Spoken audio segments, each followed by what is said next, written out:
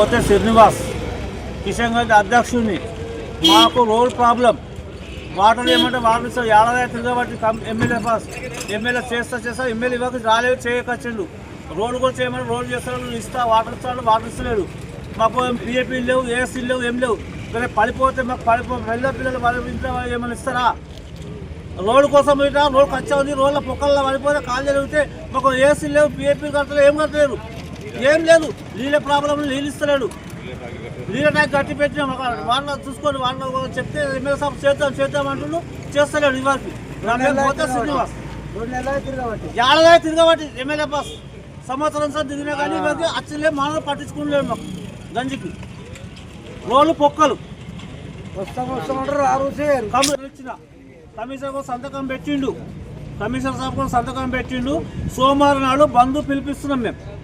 సోమవారం నాడు బంధు గంజి, ఏ గంజి? కిషన్ గంజి బంద్, దాల్గాలి కిషన్ గంజి పప్పుల దుకాణాలు మొత్తం బంధు.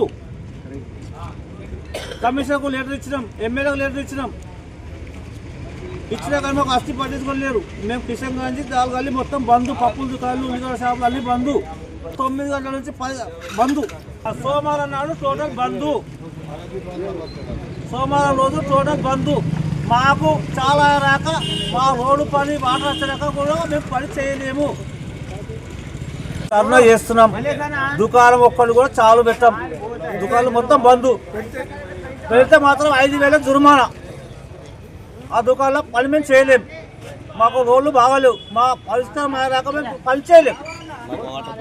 వాటర్ ప్రాబ్లం, మాకు వాటర్ ఇస్తారు, వాటర్ ఎమ్మెల్యే సాబ్ ఇస్తారు, ఎమ్మెల్యే సాబ్ అసలు రాలేదు. ఎమ్మెల్యే సాబ్ కూడా కమిషనర్ కూడా ఇచ్చినాం నోటీస్, సంతకం కూడా పెట్టిండు. కమిషనర్ సాబ్ కూడా సంతకం పెట్టింది.